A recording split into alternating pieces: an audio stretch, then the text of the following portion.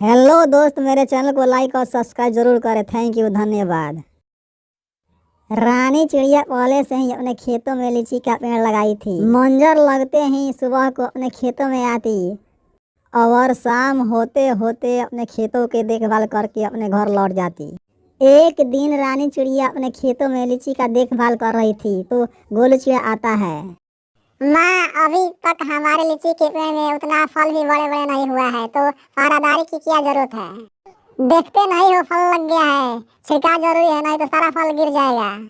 तू ठीक कहती है, सही समय पर छिड़काव कर दिया जाएगा तो इस साल अच्छी कमाई होगी। मैं भी यही सोच रही हूँ, इसीलिए सुबह शाम दोनों टाइम देखभाल करती हूँ। इसी तरह कुछ दिन बीत जाता है। रानी चिड़िया के लीची पकड़ लाल लाल हो जाता है। माँ, अब तो हमारा लीची पकड़ लाल लाल हो गया है, कोई व्यापारी आए तो उसे बेच देना। हाँ बेटा, तुम ठीक कहते हो, कोई व्यापारी आएगा तो मैं जरूर बेच दूंगी। इधर चीकू कौवा का एक बेटा छोटू कौवा रहता है। छोटू कौवा अपने पिता से बोला, डैडी, जंगल जा रहे हो तो हमारे लिए मीठे मीठे लीची लेकर आना। ठीक है बेटा, मैं जंगल जाऊंगा तो तुम्हारे लिए लीची लेकर आऊंगा, लेकिन बिना बारिश के लीची नहीं खाया जाता है। ओके डैडी, लीची बिना बारिश के क्यों नहीं खाया जाता है? क्योंकि लीची में बहुत गर्मी होती है। आधे घंटे तक पानी में फुला कर रखना चाहिए, उसके बाद लीची को खाना चाहिए। चीकू कौवा उड़ते हुए जंगल की ओर चल देता है। थोड़े देर के बाद रानी चिड़िया के बगीचे में आ जाता है। लाल लाल लीची देखकर खुश हो जाता है और सोचने लगता है, अरे वाह, क्या लाल लाल लीची है, चलो इसी में से तोड़कर अपने बच्चे के लिए ले चलता हूँ। चीकू कौवा यही बात सोचता है, तब तक गोलू चिड़िया उड़ते हुए आ जाता है। अरे अरे, तू यहाँ क्या कर रहा है? जल्दी भागो, नहीं तो मेरी माँ आएगी तो मुझे डांट लगाएगी। बेटा, थोड़ा लीची दे दो, मेरे बच्चे को खाने को मन कर रहा है। नहीं नहीं, मैं एक भी लीची नहीं दूंगा, क्योंकि मेरी माँ बहुत मेहनत से लीची का फसल लगाई है। चीकू कौवा उदास होकर अपने घर लौट जाता है। थोड़े देर के बाद सुंदरी चिड़िया उड़ते हुए गोलू चिड़िया के पास आती है। क्या यह लीची का पेड़ तुम्हारा है? हाँ सुंदरी चिड़िया, यह सब लीची का पेड़ हमारा है। लीची खाने को मन कर रहा है, तोड़कर अपने घर ले जाऊं? हाँ हाँ, जितना मर्जी करे उतना तोड़कर अपने घर ले जाओ, मैंने कहाँ मना किया है। सुंदरी चिड़िया लीची तोड़कर अपने घर लेकर चल देती है।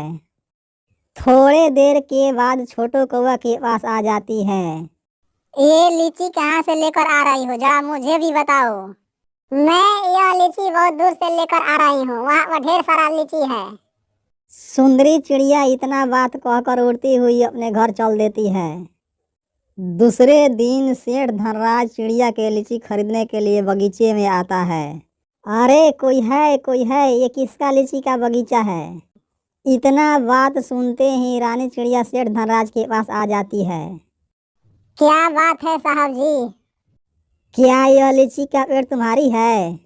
हाँ, यह सब लीची का बगीचा हमारी है। मैं लीची का व्यापारी हूँ, बोलो सभी पेड़ों का दाम, कितना पैसा दे दूँ? बस उचित दाम लगा दो और अपना लीची तोड़ कर ले जाओ। सभी पेड़ों का इकट्ठा दाम बता दे रहा हूँ, 20,000 रुपया ले लो, मंजूर है तो बोलो। ठीक है साहब, मुझे मंजूर है, वायना दीजिए। सेठ धनराज रानी चिड़िया को 500 रुपया वायना दे देता है। दूसरे दिन छोटू कौवा अपने पिता से बोला, डैडी, मुझसे सुंदरी चिड़िया मिली थी, वो लाल लाल लीची लेकर जा रही थी। मैंने पूछा, ये लीची कहाँ से लेकर आ रही हो? उसने बोला, बहुत दूर से लेकर आ रही हूँ। क्या आपको लीची नहीं मिला? वो क्या है कि रानी चिड़िया का बेटा एक भी लीची नहीं दिया, लेकिन तुम चिंता मत करो, मैं तुम्हारे लिए लीची कहीं से लेकर आऊँगा। चीकू कौवा एक तरकीब सोचता है, टोकरी लेकर जाऊँगा, ढेर सारा लीची तोड़कर लेकर आऊँगा। दोपहर होते ही चीकू कौवा टोकरी लेकर चल देता है और टोकरी भर भर के लीची तोड़ लेता है। तुरंत उड़ते हुए अपने घर चल देता है। छोटू कौवा एक टोकरी लीची देखकर खुश हो जाता है और सोचने लगता है, अरे वाह, क्या इतना सारा लीची, आज जी भर के खाऊंगा।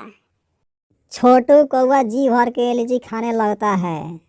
ज्यादा लीची खाने की वजह से पेट में दर्द होने लगता है।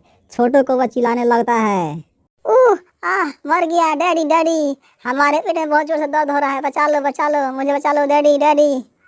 चीकू कौवा तुरंत हॉस्पिटल लेकर आता है और दवा इलाज कराता है। छोटू कौवा पहले की तरह बिल्कुल ठीक हो जाता है। गर्मी के दिनों में हिसाब किताब से खाना खाना चाहिए। प्यारे दोस्तों, अगर कहानी अच्छी लगी हो तो हमारे चैनल को लाइक और सब्सक्राइब जरूर करें। थैंक यू, धन्यवाद।